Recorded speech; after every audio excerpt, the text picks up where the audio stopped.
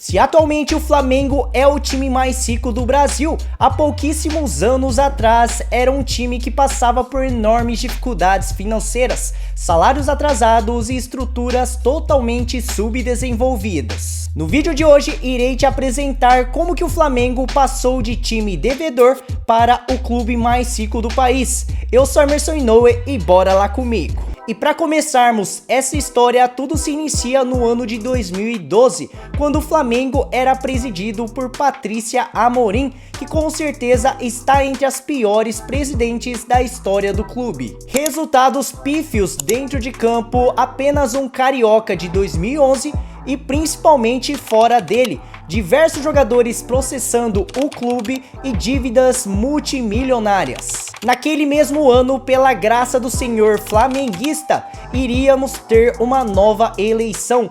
De um lado, tinha Patrícia Amorim tentando a sua reeleição, do outro, um tal de Eduardo Bandeira de Melo, executivo por 25 anos do BNDES. E claro que Bandeirão venceu a disputa, se tornando o novo presidente flamenguista nos próximos 3 anos. E ele fala em uma entrevista da época: a situação financeira do Flamengo é caótica, mas se quisermos lidar bem com o futebol, devemos lidar bem com ela. E a primeira ação dele no clube foi contratar a multinacional Ernst Young, com o objetivo de auditar as contas do Flamengo e saber todas as dívidas pendentes. Os números foram revelados e surpreenderam muitas pessoas e dirigentes. Na época, 750 milhões de reais em dívidas. Então, a partir disso, o objetivo era enxugar as gastanças. Primeira coisa que eles fizeram foi vender o craque do time, o Wagner Love, muito por conta das dívidas que eles tinham ainda com o clube russo que adquiriu os direitos do jogador, e além disso por ele ter um alto salário na equipe.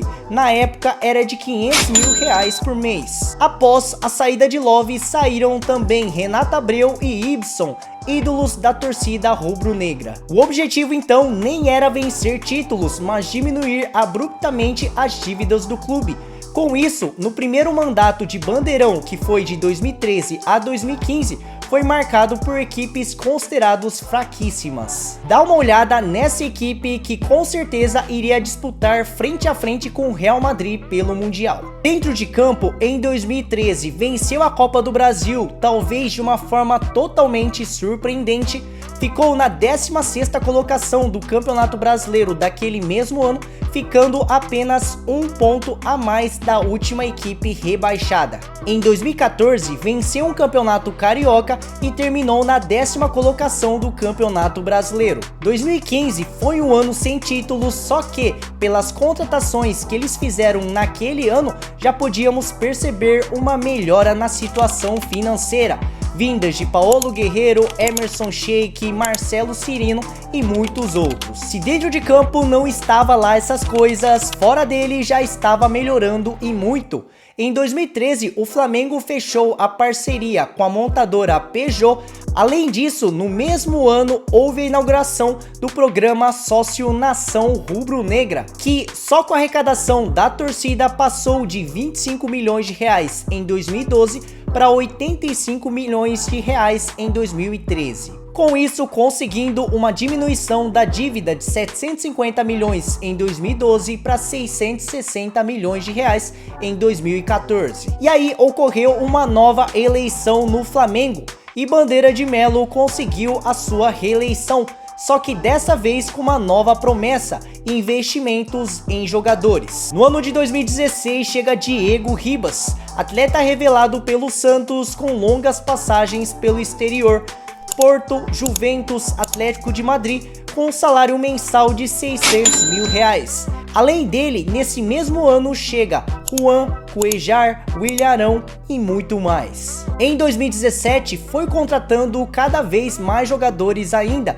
e por valores cada vez mais altos. Everton Ribeiro vindo por 22 milhões de reais do mundo árabe, e além dele também vem o goleiro Diego Alves, goleiro renomado que estava na Europa. Só para vocês perceberem a diferença de valores, em 2013, no seu primeiro ano de mandato, eles gastaram cerca de 9 milhões de reais em contratações. Agora, neste mesmo ano, em 2017, foram gastos 58 milhões de reais. Nesse mesmo ano, o Mengão fechou duas vendas gigantescas. Vini Júnior por 45 milhões de euros, cerca de 164 milhões de reais na época, e também do seu parceiro Lucas Paquetá, 38 milhões e meio de euros, cerca de 149 milhões de reais na cotação da época. No ano de 2018 fez a sua maior contratação, trouxe o meio-campista Vitinho do CSKA Moscou por 12 milhões de euros, cerca de 54 milhões de reais. Ao longo que ia aumentando as receitas, ia diminuindo também as dívidas, batendo em 2018 no valor de 455 milhões de reais. Dentro de campo, houve uma melhora significativa nos resultados.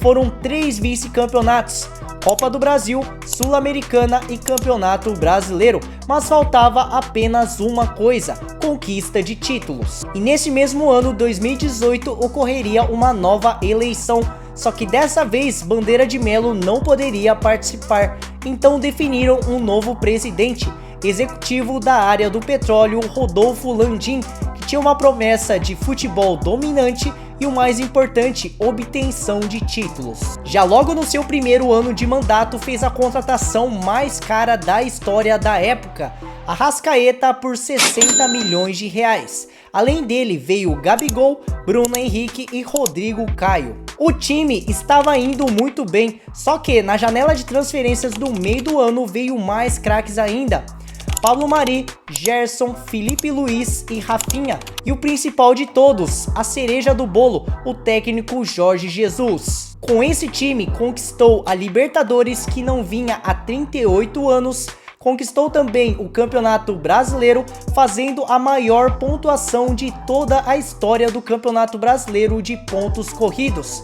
Marcaram 90 pontos, 28 vitórias, 6 empates e 4 derrotas. E nesse mesmo ano faturou incríveis 900 milhões de reais. E após isso veio muitos outros títulos: um Campeonato Brasileiro, uma Copa do Brasil, uma Libertadores e 2 Recopas. E lógico, veio outras diversas contratações badaladas: Gabigol por 83 milhões e meio de reais, Everton Cebolinha por 87 milhões de reais, o atacante Pedro pelo mesmo valor, 87 milhões de reais, e a contratação mais cara, pelo menos até a gravação desse vídeo, é do meio-campista Gerson por 92 milhões de reais. Só para vocês terem uma noção da disparidade econômica do Flamengo, das top 10 contratações mais caras do futebol brasileiro, o Flamengo possui 7 transferências em seu nome. Mas talvez a questão que fica é: de onde que vem tanto dinheiro? Analisando o último balancete de 2022,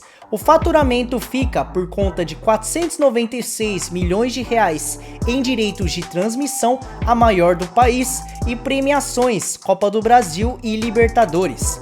Marketing comercial, avaliando patrocínios e licenciamentos, foram de 297 milhões de reais. Torcida e estádio, tanto contando bilheteria e sócio-torcedor, foram 221 milhões de reais, maior do país. E também em relação à arrecadação com venda de jogadores, que atingiu o patamar de 109 milhões de reais. Somando tudo, uma receita de mais de 1 bilhão de reais, a única equipe do Brasil na história a atingir essas cifras. Lembrando que em 2021 eles conseguiram atingir também esse teto. E a pergunta que eu deixo para vocês é: nos próximos anos, o Flamengo irá comandar o futebol brasileiro por completo? Deixe aí nos comentários. Não esqueçam também de deixar o seu like e se inscrever neste canal. Eu sou Emerson Inoue e até o próximo vídeo. Tchau!